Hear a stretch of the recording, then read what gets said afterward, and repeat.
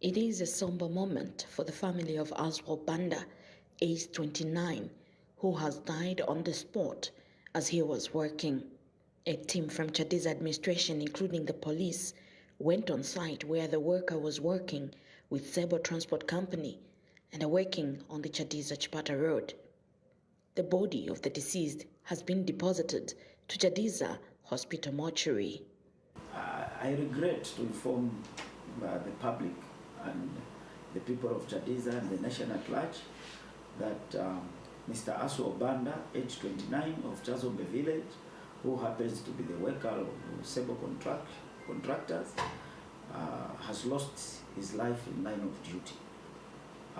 As government, we are doing everything possible to make sure that the situation remains calm in that area where we are turning the road. The cause of death has been basically the impact after a fall off from a moving vehicle. We mourn with the family, we mourn with the people of Zingalume and people of Chadiza.